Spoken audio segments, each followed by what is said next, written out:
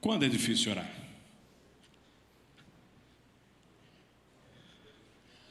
Vem cá, Leandro. O senhor. Quando é difícil orar?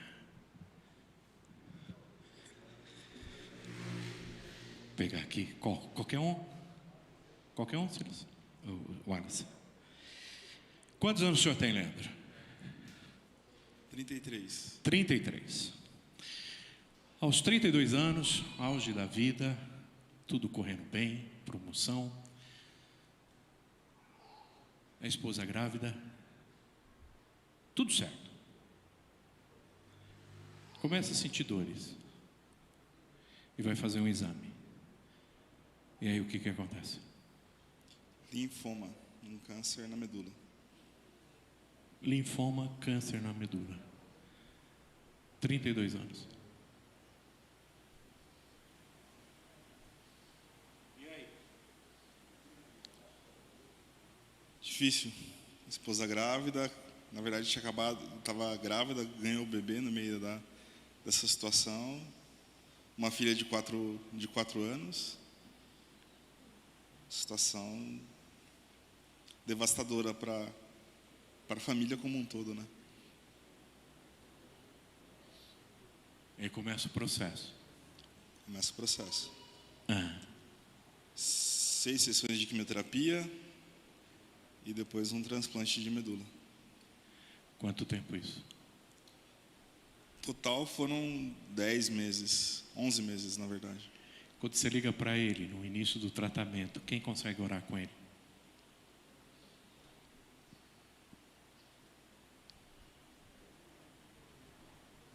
Difícil orar com ele nesse período, não? Você vai orar o quê? Senhor, cura teu servo, esteja ao lado dele. Mas quando você termina de orar, como é que está teu coração? Olhando para ele, olhando para a esposa. E outra, tudo isso acontece num período muito difícil, que era o auge da pandemia. No auge da pandemia.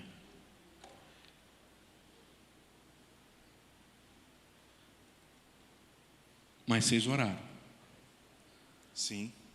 Bastante? Bastante. Todo dia orava? Todo dia orava. Como que era ficar naquele hospital, deitado ali? Olha, pastor, era uma sensação difícil, muito difícil. E o que sustenta é a oração, né? E a gente pode presenciar a oração intercessória, né? Porque neste momento a gente ora, mas não tem muita força para orar. É claro, a gente ora, pede para Deus, a Deus abençoa, me livra, me cura. Mas assim, o que a gente tem a sensação, que a gente tem a certeza, o que nos sustenta é a oração do próximo, a oração dos irmãos, a oração da família, a oração dos amigos. Essa é a certeza que a gente tem, porque é difícil orar. Uma situação dessa, não digo que é impossível, mas é dolorido.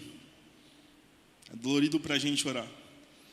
Porque você não ora só por você, você está orando por você e no meu caso, pela minha esposa que estava grávida, pelo meu filho que ia nascer, pela minha filha e pelo futuro, pela possibilidade de você não estar aqui no futuro, graças a Deus estou aqui hoje, né? Mas pela possibilidade de não estar aqui, pela possibilidade de não ver o meu filho crescer, não conhecer meu filho, né? Não ver minha filha crescer. Então é um momento muito difícil, principalmente para a oração. E aí, o que aconteceu? A oração tem efeitos, né? Então Deus abençoa de uma forma extraordinária, uma forma que não tem como mensurar. Os médicos que eu passo e falo que eu tive, como foi, ficam admirados porque o que eu tive é um linfoma super raro e muito agressivo.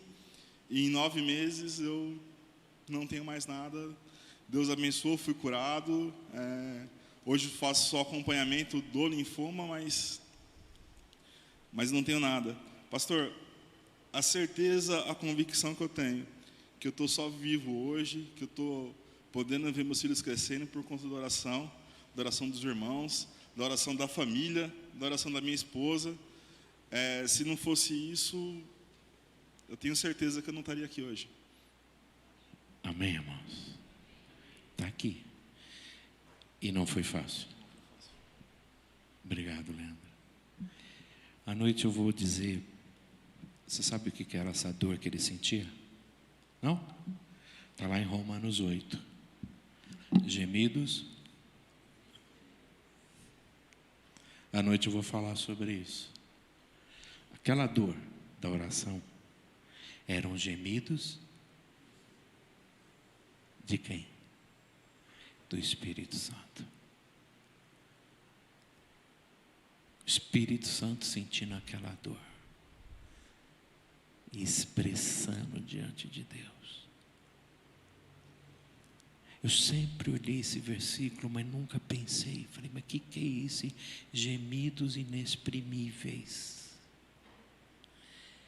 É quando a gente não consegue mais orar.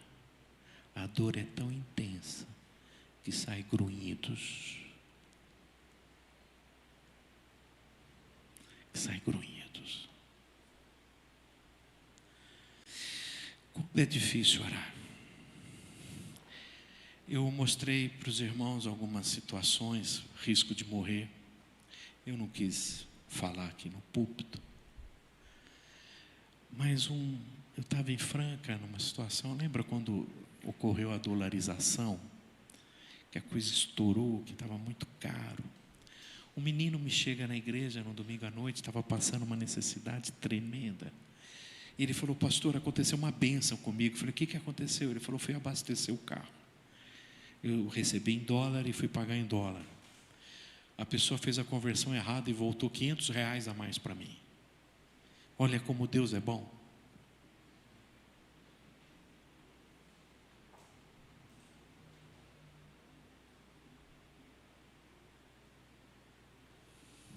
O que você fala para esse menino? Com bebê, desempregado, tinha feito um bico.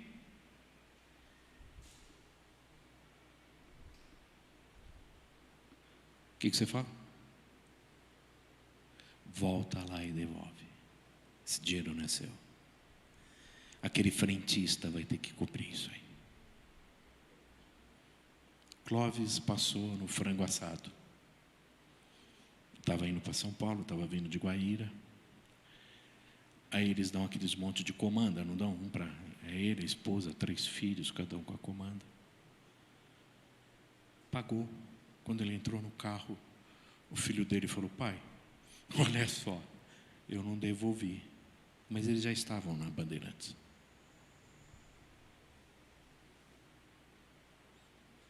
Quando ele voltou, parou no frango assado com o filho dele e procurou o gerente. Vocês erraram. O cara falou, como nós erramos? Aqui a gente tem, é tudo comanda, está tudo certo, nós não erramos. Aqui tudo certo, o que o senhor quer com isso? Não, o senhor errou.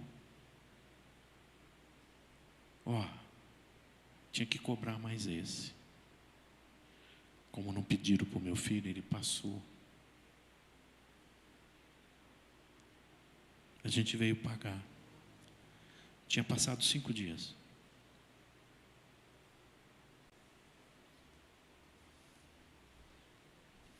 Você consegue orar?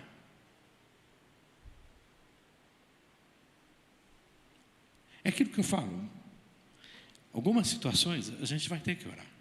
E por que eu não oro em algumas situações? Porque não dá. Tem coisa que não dá para orar. Tem coisa que dá para orar? Você está com raiva de alguém, dá para orar para essa pessoa? Você consegue orar quando você está com raiva de alguém? Consegue ou não? O cara fechou no trânsito, você olha para ele e fala, Deus te guie. Só não fala para onde, né? Mas fala para Deus te guie, Deus te proteja. Tá? Nós falamos um pouco das nossas fraquezas. Eu tinha um irmão que era terrível. Ele dizia: poxa, Derson, não dá. Eu sou igual Jesus Cristo falou. Como assim ser igual a Jesus Cristo falou? Jesus Cristo falou que o espírito está preparado, mas a carne é fraca e a vergonha é pouca. O que acontece quando a carne é fraca e não tem vergonha?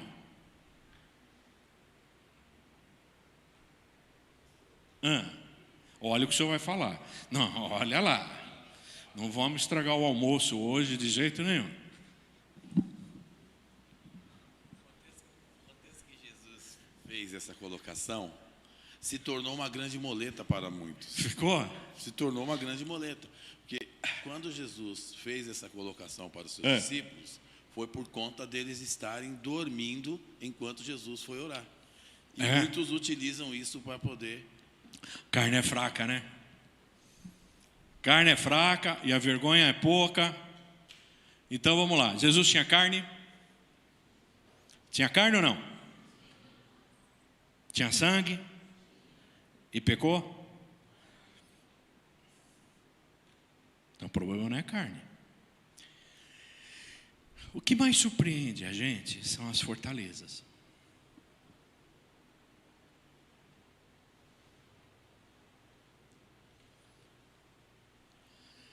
O diabo adora derrubar quem? Quem que ele investe pesadamente? Em cima de quem? Dentro de uma igreja, quem que ele quer derrubar? Liderança.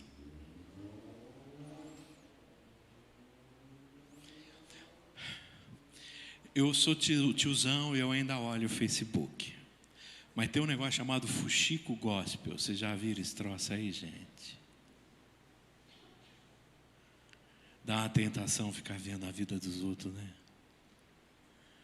Nossa, como a gente gosta de achar quando um pastor cai. Nossa, quem que é? A pastora, missionária. E aí o que você se surpreende eram pessoas que tinham um discurso de uma fortaleza tão grande. Não é? Que você olha assim, você fala, não, eu não estou acreditando nisso. E o duro é que quando essas pessoas caem, o que elas arrastam com elas? Um monte de gente.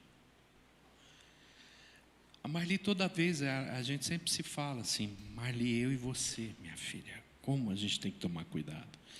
Porque a gente recebe um monte de mensagem quando faz aniversário e tal. Vocês são um exemplo para nós. Mora aqui para você ver. Tudo quanto é mensagem assim, nossa, vocês são um casal que é um exemplo para nós. Quem já falou isso aqui? Quem já mandou isso para a gente?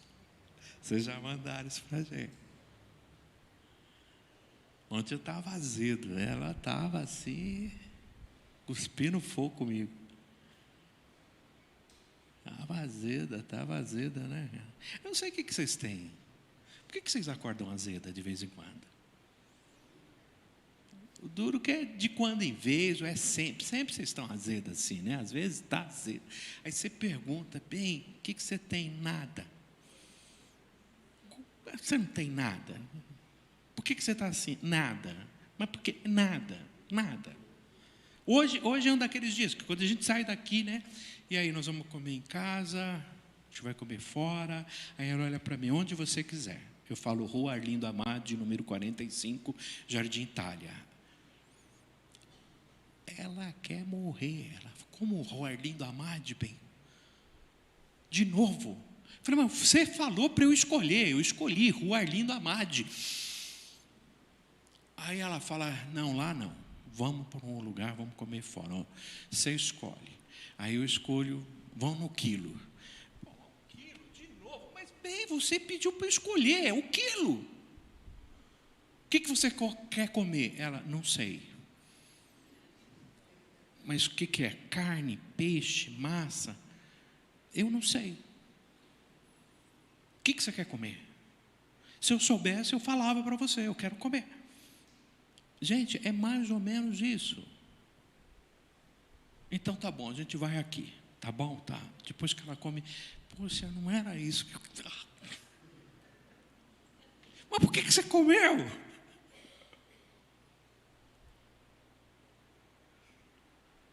Estou falando, a gente vai para o céu direto. Gente, não deixa a Marli entrar, pelo amor de Deus. Agora não é o momento dela entrar. Momento de desabafo, de abrir o coração, de falar. Então, as fortalezas da gente. A gente não investe nas nossas fortalezas.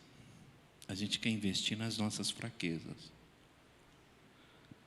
Só que quando a gente investe nas nossas fraquezas, a gente leva muito tempo. E fraqueza é fraqueza. Eu vou ser sempre fraco. Eu vou ser sempre intempestivo. Eu sou. Crítico, sou. Eu achei que com o passar dos anos eu ia ficar melhor. Mas quanto mais velho você fica, mais irritante você é. O que você está concordando? Só porque você me conhece há 20 anos, é isso? Você achou o quê? É você, né? Você está mais chata, né, Sheila? Te percebe. Até o céu. A gente vai ter que morar no céu junto, Sheila. Você me dá um endereço, você fala onde você vai ficar, você me manda a mensagem para mim, para a gente ficar.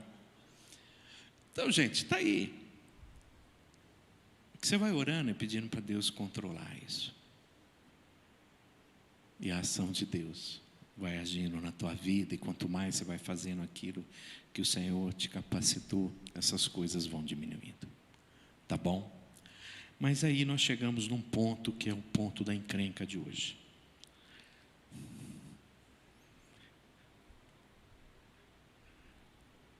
Ira. Quem era o homem mais manso sobre a face da terra? Quem era o homem manso? Moisés. Moisés é manso.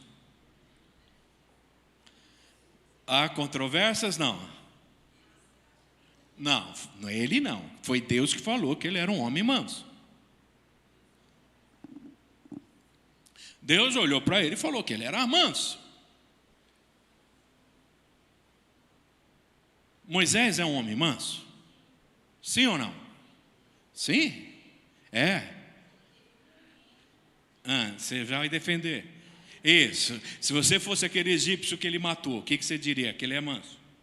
Sim, foi um momento de defender. Só um momento. Só um momento. Ele foi lá e matou o cara. Ele defendeu. A esposa do cara, quando olha para Moisés, fala que Moisés é um homem Raivoso. Não, manso. Isso. O filho daquele rapaz que morreu olha para Moisés e diz que Moisés não é manso. Não, é manso, é assim. Larga a mão de falar mal de Moisés. Moisés é um homem manso. Não.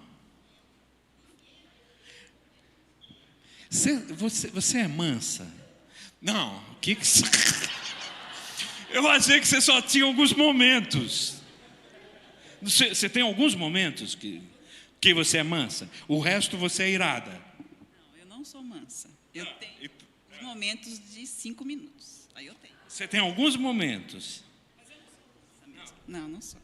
Tá, então você é diferente de Moisés. Moisés era manso e teve alguns momentos de ira. Você é irada e tem alguns momentos de mansidão. Pode ser. Pode ser. Pode ser? É manso.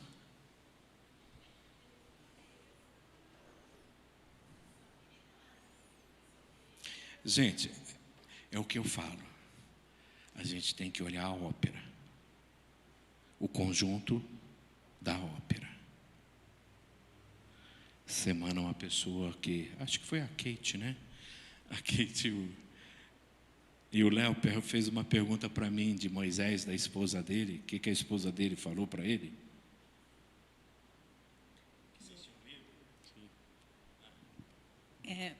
Na verdade, a gente ficou com dúvida sobre Zípora, por que ela fez a circuncisão, porque Deus tentou matar Moisés. E a gente falou assim, por que Deus tentou matar Moisés, né? E essa foi a nossa dúvida, porque a gente não tinha entendido até então a questão.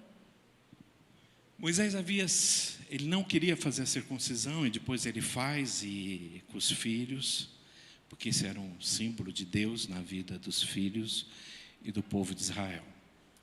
O nome da esposa de Moisés era Víbora. Víbora. Como que ela se chamava? Víbora.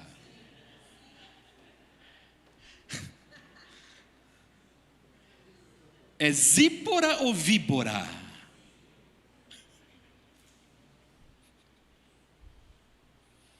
Ela olha para Moisés e fala: você é louco. Amaldiçoa esse teu Deus e morra, Moisés. Como você faz isso com os nossos filhos? Então a Zípora falou isso. Olha a esposa de Moisés. Ele a conheceu. Ela era uma midianita, né? Ela não conhecia a Deus. Vocês acham que é fácil dirigir uma igreja, ser pastor de igreja? O que vocês acham? O que vocês acham que a gente vive aqui dia a dia? A gente vive assim, só gratidão. Só tem gente agradecida. Não tem ninguém estressada. Não tem ninguém assim que compreende que você às vezes não pode. Assim, não tem ninguém aqui que quer as coisas na hora. Hein? Meu zap, então, ontem alguém descobriu por que eu tenho a fama. Porque depois de 3 dias eu lembrei para responder que eu não ia na casa dela. Mas e para achar a conversa? Gente, aí eu não anoto, eu vou abrindo e depois eu não sei quem foi que mandou. Mas aí eu achei. Eu falei: Marli, alguém convidou a gente para ir tomar café agora. Marli, agora? Então fala com ela que a gente não vai poder ir. Quantos membros a igreja de Moisés tinha? 5 milhões.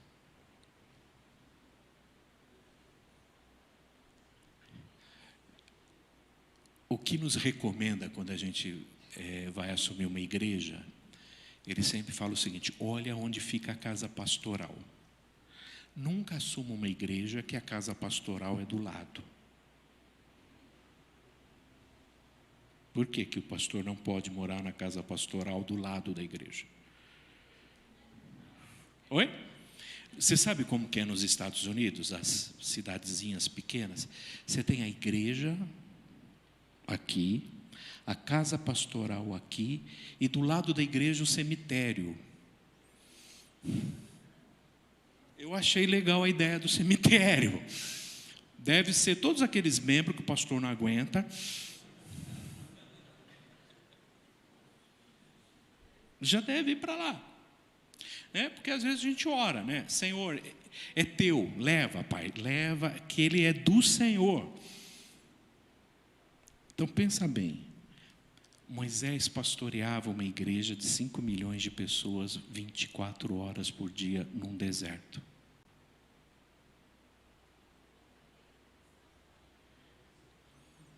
O que vocês acham? Oi? E ainda casado com a Zípora. Olha lá, não fala mal da Zípora. Moisés já está velhão, Moisés já está cansado, já está quase perto para entrar na terra prometida. E Deus fala para ele: toma a vara, ajunta a congregação, tu, Arão, teu irmão, e falai a rocha perante os seus olhos, e dará a sua água. Assim lhes tirarás a água da rocha, e darás a beber à congregação e aos seus animais. Então Moisés tomou a vara de diante do Senhor, como lhe tinha ordenado. E Moisés e Arão reuniram a congregação diante da rocha, e Moisés disse-lhes: ouvi agora, eu não aguento mais vocês, eu estou por aqui. Mas pastor, não está escrito isso. Não, quando ele falou rebeldes, o que ele está dizendo? Nossa, eu adoro vocês. Sabe, eu amo vocês. Como vocês são bacanas.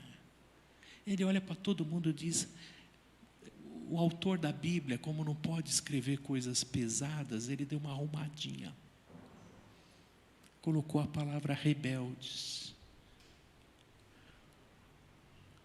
Vocês acham que eu consigo tirar água de pedra? Quem aqui consegue tirar água de pedra? Alguma vez você já falou isso para a tua esposa? Bem, você acha que eu sou o quê? Você acha que eu consigo tirar água de pedra? E como você diz isso para a tua esposa? Querida, eu te amo tanto. Eu acho que você pensa que eu consigo tirar a rocha de pedra. Você acha? Você fala assim para a tua esposa? Dá para falar assim em casa? Hein? Sábado à noite, cansado, barbaridade, um monte de coisa. Ela fala: poxa, é aniversário da minha mãe. Meu Deus do céu. Você consegue tirar água de pedra? E quando você fala essa expressão, você acha que eu consigo tirar água da pedra?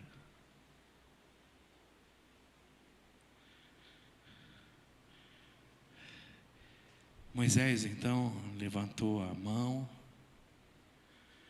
e feriu a rocha 2 vezes com a vara. Por que ele feriu a rocha com a vara? Por quê? Na verdade, ele queria dar um soco. Cadê ele? Acho que ele não está aqui. Tem um aqui que eu fui na casa dele com a mão toda ensanguentada, muito nervoso. E falaram para mim: vai lá, é meu funcionário, o senhor é psicólogo, ele odeia pastor, ele está com a mão toda ensanguentada, o senhor se apresenta como psicólogo, e ele já está te esperando.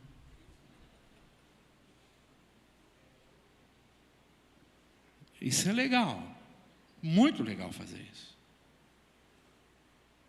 E aí você vai.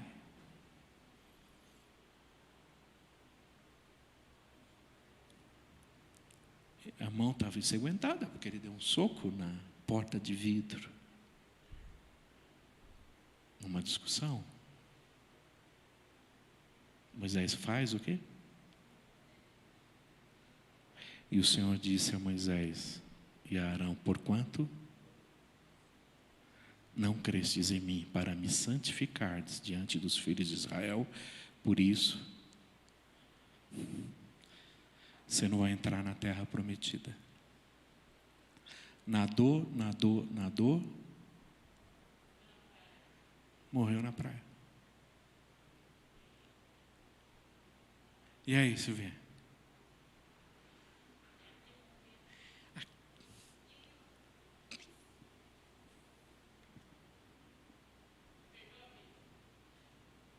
Já aconteceu isso com você, Silvinha? Eu vi que você tem cara de quem já perdeu também. Já, por causa... Vocês vão ficar juntas? Aquela. Sim. Aquele lado que... Sim.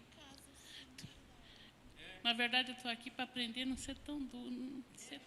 Mas foi isso. Foi Tão pequeno. Então, um fio de cabelo. Foi. Para você, né? Que foi um fio de cabelo, né? Foi. Você perdeu a bênção. Por causa de um fio de cabelo.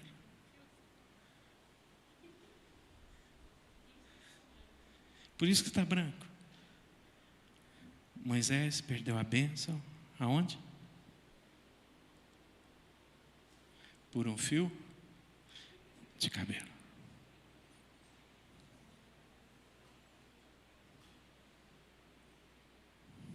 Quando você está irado, você consegue orar?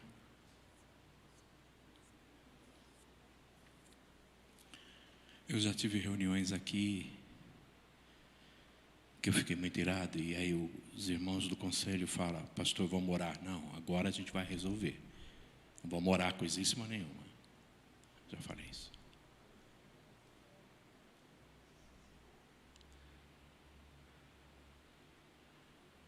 Você está lá pegando fogo com o teu marido.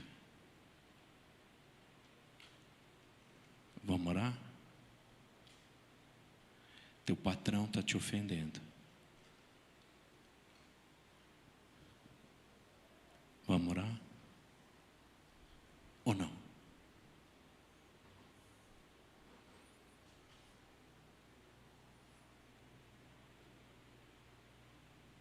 Ou vamos fazendo? Vamos fazendo. Porque eu sou assim. Né, irmã?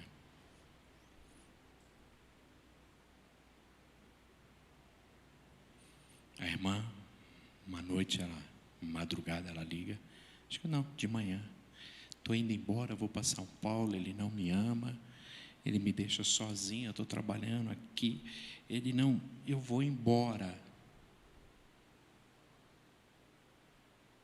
2 empregos. Trabalhava o dia inteiro na gráfica e à noite ia para o restaurante. E final de semana vocês ficavam juntos. Recém-casada, de São Paulo aqui, toda a família lá. Aí eu olhava essa menina, todo culto ela chorava. Eu falei: nossa, essa menina deve ter algum problema grave na vida dela, né? Não tinha um culto que ela não chorava. Eu já perguntei: como é que é, de onde você é? Ela falou: trabalho na Bolioff e tal, vim para cá. Eu falei: eu quero conhecer ele, vamos lá. Aí marcou. Aí a gente foi no restaurante dele. Imagine a atenção que ele deu. O senhor quer beber o quê? Aí quando eu falei água, ele me mostrou o cardápio, qual era o preço, né? Água, refrigerante, tudo. Mas foi de Deus aquele dia, porque aí ele abriu o coração. Ele pôde falar toda a situação, e a partir daquele momento, colocou para vender, vendeu, e a vida deu outra mudada. Mas naquela manhã, ela falou: eu estou indo embora. Eu estou indo embora.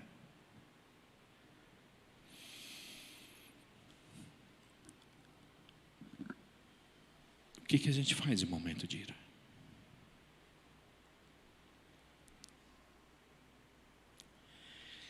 E eu acho que agora a coisa pega.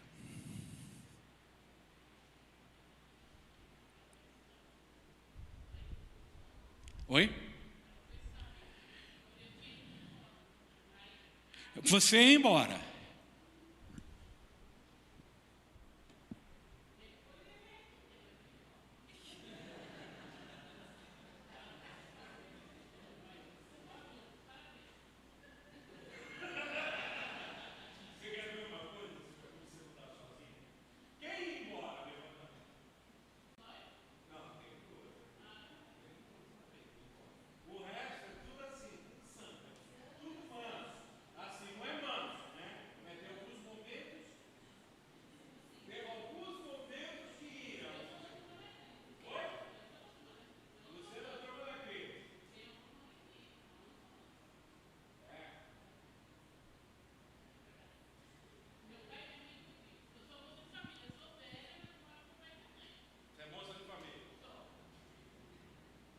Coitado, seus pais devem orar muito por você. Você é um motivo de oração dos seus pais.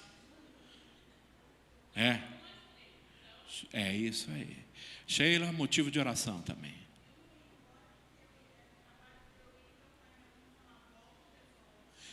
Teu pai ia falar isso. Volta.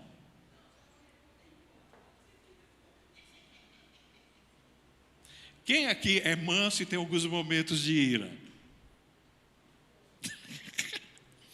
Eu acho que do lado do Cris, acho que você tem mais momentos de ira do que de Você precisa ser mansa, hein?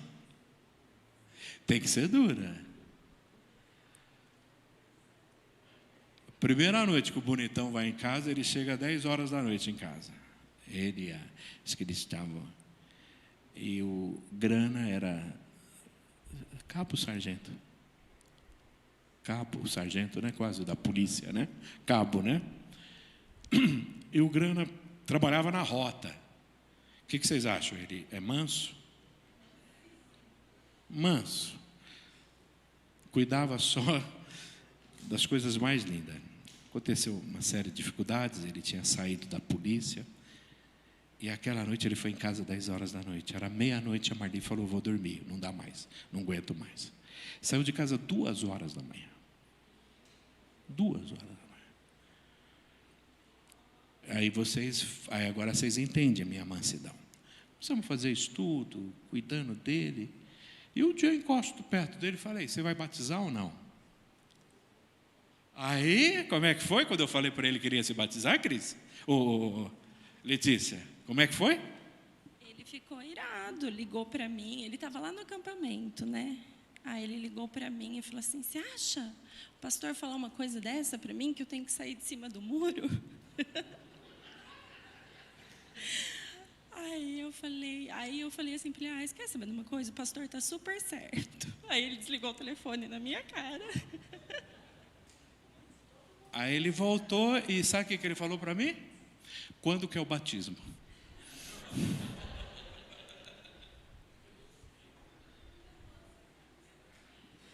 Dá até medo dele aqui, quando ele fica aqui no estacionamento, quando ele chega para alguns irmãos e fala, estaciona aqui, irmão. Tá? Estaciona. O irmão pode estacionar aqui, é para estacionar aqui, irmão.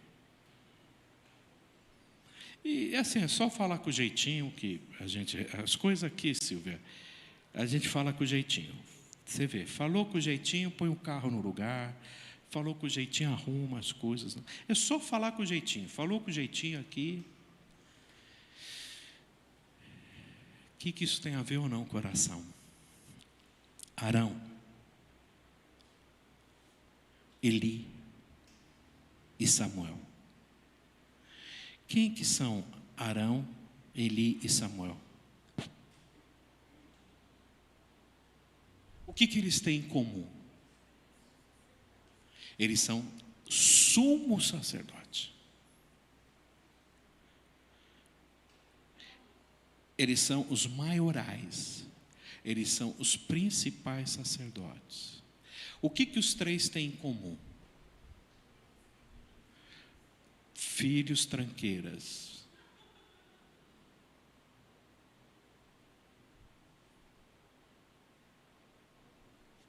Nenhum dos filhos dele são legais. Nadab e Abiú foram 2 dos filhos de Arão, irmão de Eleazar e Itamar. Eles ficaram conhecidos na Bíblia principalmente por terem sido queimados vivos no altar. Oferecer o sacrifício estranho, eu não sei o que é isso. Mas Deus olhou para eles e queimou os 2.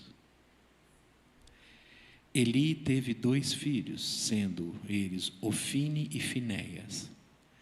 E a Bíblia é clara em nos informar que os filhos de Eli eram incrédulos e ao extremo. Eles eram imorais e insensíveis. Eram, porém, os filhos de Eli, filhos de Deus dos pagãos, de sacrifício.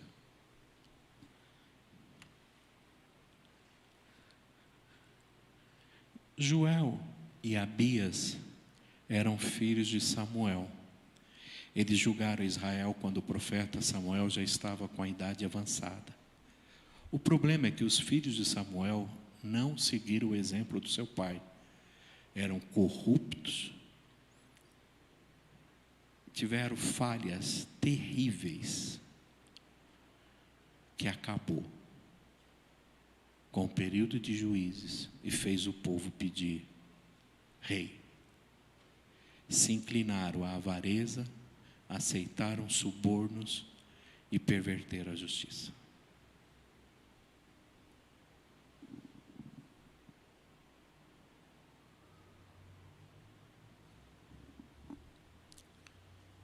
Filhos de pastor.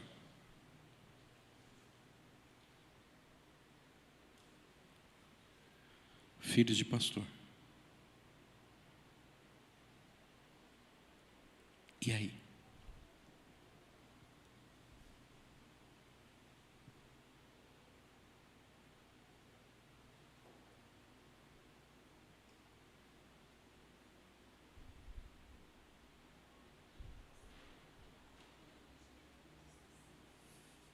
Oi? Em casa, por algum motivo, como aquilo desabona a gente? A primeira coisa que os filhos falam, nossa, você vai na igreja? Eles falam isso para a gente. Então, a gente tem que se policiar demais com as nossas atitudes, as nossas falas, porque como, assim, isso entristece, eu creio, o coração de Deus, né? Porque aquilo vira uma acusação para a gente. Você é o crente do segundo andar 40?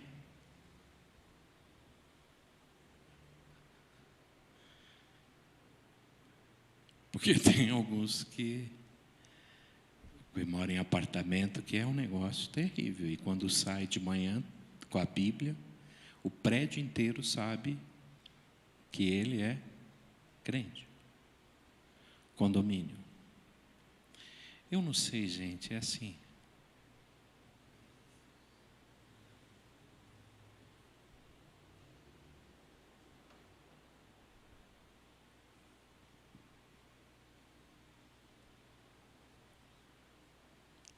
Eu, quando vejo seus filhos louvando a Deus, firme no Senhor, nossa, eu fico muito feliz.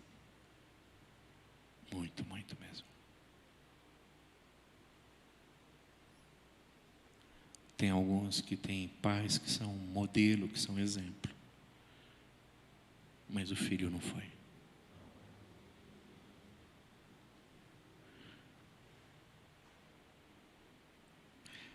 Um exemplo desse foi, nós acabamos de falar agora de manhã, Sansão. Os pais de Sansão são o quê? Maravilhosos.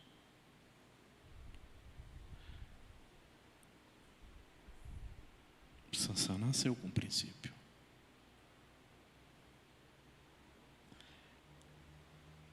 Eu não sei se Arão, Eli, Samuel, a gente pode trazer uma série de coisas aqui. Não tinha tempo para os filhos? Não sei. Não sei se eles não foram exemplos para os filhos.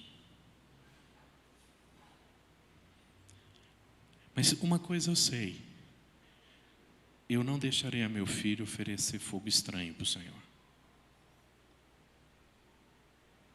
Sai daí. Eu sei da vida do meu filho e sei da vida da minha filha. E às vezes a gente chega para o Thales, ainda mais o Thales agora, você não vai no acampamento de crianças.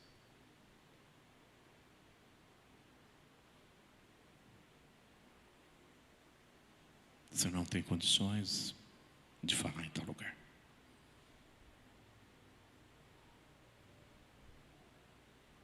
O que eu vejo na vida deles é que eles permitiram que os filhos assumissem o lugar deles.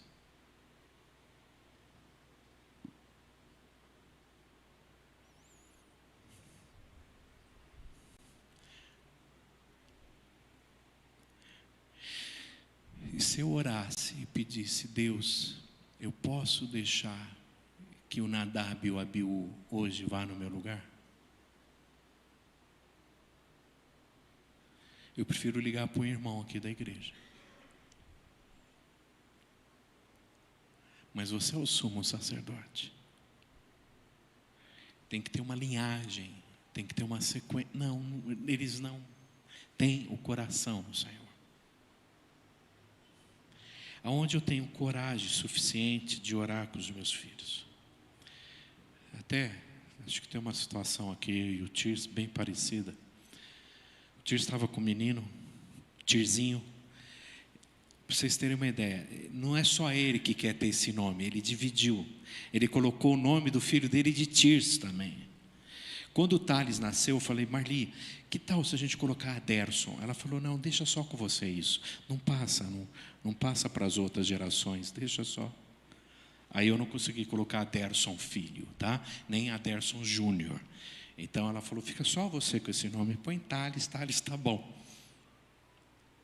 E o Tirs estava sozinho com os 2 meninos aqui, né?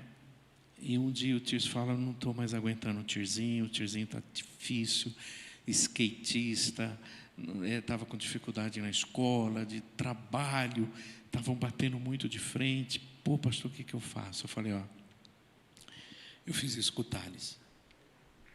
A gente estava, quando o teu filho entra na adolescência, ele começa agora a medir território, não é isso? Agora tem 2 homens em casa. E aí ele se acha. E o Thales estava num momento muito complicado, com o namorico, aquela coisa toda.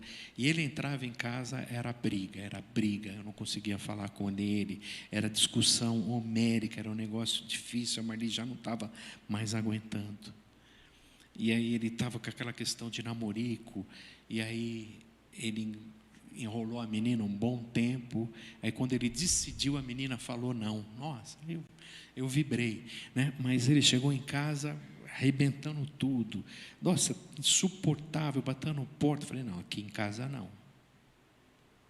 E quando eu vi ele daquele jeito, e ele entrou no quarto e fechou a porta, eu entrei. E aí a Marli falou, ixi, olha lá o que você vai fazer. Eu olhei para ele, filho, vem cá. Posso orar com você? A gente pode dobrar aqui o joelho, nós 2? Vamos orar? E naquela oração eu pedi perdão para Deus e pedi perdão para Ele. E ali foi um marco na nossa vida, mudou completamente. E eu falei isso com o Tirs. Tirs, você já orou com ele, com o Tirzinho?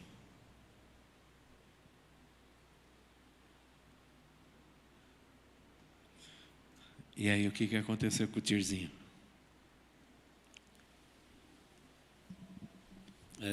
Fica em pé, Tirs, para... Um pouco difícil, né? Bem difícil, né? Porque eu criava meus filhos, né? Um casal. O Tirs, ele era sargento do exército. Sempre trabalhou com segurança. Era um cara muito firme, muito duro. E aconteceu realmente essa situação bastante difícil, né? Ele era skatista, era federado, gostava de participar de campeonato no estado inteiro e ainda de menor, né? E a gente sempre tinha isso. E depois nós seguimos o que o pastor falou, né? Oramos. Era um momento difícil porque era só eu, ele e minhas filhas, né? Não tinha nenhuma mãe de lado também para dar um apoio, né? E fizemos isso. E as coisas foram melhorando com o tempo. Ele voltou para a igreja, começou a tocar bateria. Fernando, esposo da Sara, ela ajudou ele bastante também. Então, ele voltou para a igreja. Voltou assim, no que sentido? Dentro da música. Então, tocava guitarra, tocava bateria. Um dos motivos que o pastor colocou aquela bateria era para cá, porque não aguentava o pessoal bater bateria. O pastor falou, vamos tirar essa bateria da igreja, né? Mas assim, foi só depois de oração. E também por esse embate, né? Eu também não conseguia orar, porque era um embate muito grande, entendeu? Então, mas depois, pastor, porque o Thales e meu filho têm praticamente a mesma idade, né, pastor? Aí o Tirzinho voltou para Cuiabá e um dia eu descubro que esse menino estava fazendo seminário. Foi para o Rio Grande do Sul fazer seminário. Se formou, voltou para Cuiabá, hoje trabalha nas igrejas lá, casou, 2 filhinhos, né? Uns 2 anos atrás eu liguei para ele, falei, você não vai pedir bênção, moleque? E aí, um tempo gostoso com ele, ele falou, pô, pastor, que saudade. E até hoje, esses meninos, quando eu ligo, se eu for falar com eles, Então, querido, tem coisa que não dá. Tem coisa que você vai ter que orar. Tem coisa que você vai ter que chamar e falar, senta aqui, ó. Deixa eu orar por você. Você não precisa falar nada. Só me escuta. Deixa eu orar por você. É orar, não é fazer sermão. Não aproveita esse momento, não. Ó Senhor, tu sabes que esse menino é rebelde, eu não aguento mais. Pai, faz ele ouvir. Senhor, eu não suporto ele, eu não suporto que ele faz isso. Não é isso. Não é usar a oração para fazer o quê? Um desabafo. Né? Já falei para vocês de algumas orações que eu já ouvi, não. Teve uma que eu fui na África, acho que eu contei isso aqui, que a missionária sabia, o africano ele tem muita dificuldade, ele tem muito problema com corrupção. E tinha um menino que pegou um carro escondido, bateu o carro, e eu acho que, não sei se morreu a pessoa que estava do lado, eu estava muito acidentado, o meu estava muito ferido, e a missionária foi lá para saber se ele, por que ele pegou o carro, se foi ele, se ele estava dirigindo, se ele tinha pedido para a missionária, porque ela ia responder. Era um dos meninos da escola. E ele negando, ela chegou uma hora e falou, vamos fazer o seguinte, deixa eu orar por você. Eu falei, nossa, que espiritualidade, coisa bacana, né? Aí ela colocou a mão nele e começou a orar. Senhor, se ele estiver mentindo, que todos os dentes dele caiam. Se ele estiver mentindo, que aconteça um acidente, uma coisa muito grave, que eles percam tudo, que a casa pegue fogo. Quando ela terminou de orar, perguntou para ele, e aí? Você pegou o carro? Aconteceu isso comigo aqui na porta. Acabou o culto, cheguei à porta. O cara encostou em mim, o tio estava nesse dia. E aí, pastor? Tudo bem? Tudo e tal. Tinha 2 policiais sentados aqui, não tinha? Tinha. Um aqui, outro ali. Eu cheguei aqui, eu vi os carros parados aqui, é da igreja, não é? Então eu podia ter aguentado esses carros, mas não, eu vim no culto. Vim assistir teu culto e eu preciso de R$500. Tenho que ir para Maranhão. Acabei de sair da polícia, da cadeia agora. Puxou a camisa, está vendo isso aqui, ó? Cicatriz daqui em cima. Aí eu olhei para o Tirso. Tirso, vem cá, fica aqui perto de mim. E o cara ali do lado. Eu falei, cara, não tem esse dinheiro. Mas porque eu posso te dar R$50 para você pegar o ônibus e ir para o seu paradeiro. Só que antes de dar o dinheiro, eu quero orar com você. Posso orar com você? Cara, lógico.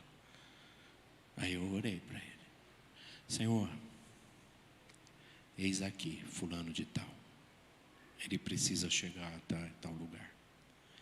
Mas se ele mentiu aqui, mentiu para a gente, na hora que ele atravessar a rua, que o carro atropele ele. Que ele morra, se ele estiver mentindo. Que ele nunca mais engane a tua igreja.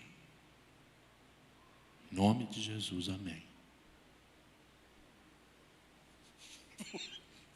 O cara atravessou, o cara olhou umas 3 vezes para o lado, para o outro. Nunca mais. Tem oração assim na Bíblia? Tem? Você sabia que tem 10 salmos imprecatórios? Tem salmos assim.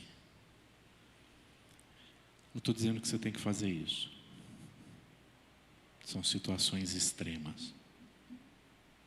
E você tem que ter muita ousadia para fazer um negócio desse. O que eu vejo na vida desses homens foi, eles sabiam que os filhos deles eram assim.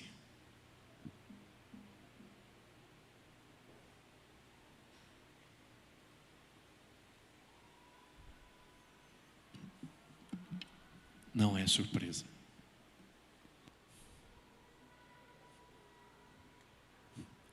Não é surpresa.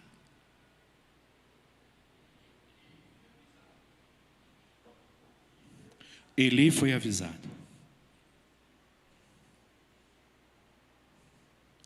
Então, você que é consagrado, você que tem um amor, você que tem um respeito por isso aqui, você sabe quem pode vir aqui e quem não pode. E às vezes dói, quando a gente vê que isso não aconteceu em casa por N fatores. Então eu não posso pesar a mão dizendo, foi isso, foi aquilo, foi aquilo. Não, não sei. Tem uma série de coisas, gente. E que a gente tem que tomar muito cuidado para não pesar a mão em ninguém. Amém? Tudo certo. Vamos orar? Mesmo quando é difícil orar? Melhor, Silvinha? Oi? Você precisa assistir mais minhas aulas? Está vendo? Está indo bem? Não é? A gente perde menos se a gente orar, né? Oi? A gente faz menos coisa errada. Tá bom. Alguém quer terminar? Alguém quer concluir? Alguém quer... ou não discorda com alguma coisa? Não sei. Alguém? Tem algo?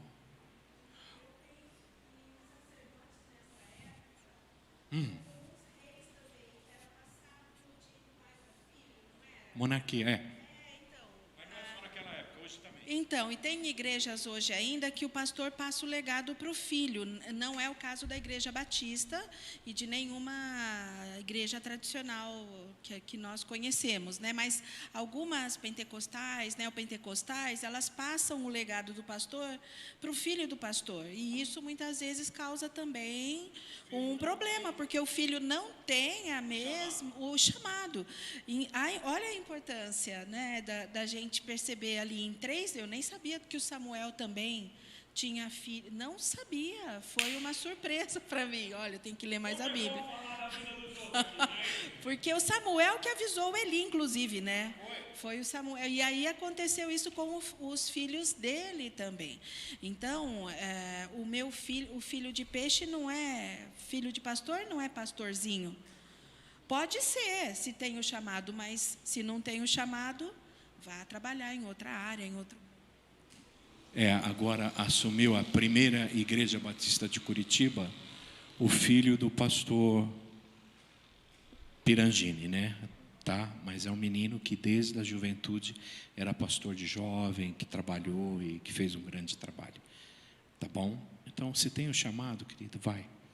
Eu acho lindo. Eu não tive um filho que tinha um chamado assim. Tá? E aí eu entendi por que ele não queria seguir a carreira do pai. O Thales não quer ser pastor. E aí as pessoas perguntam, Thales, por que você não quer ser pastor? Ele fala, eu não quero assistir o culto em pé o tempo todo. Eu gosto de sentar. Então, esse negócio de ficar em pé o culto inteiro não é comigo. Nenhum dos dois. Sofia fala muito bem. O Thales é um grande evangelista. O Thales tem um coração tremendo. Ele é servo. Tá? Mas esse negócio de dar microfone para ele não é a praia dele. Tá bom? Então, graças a Deus que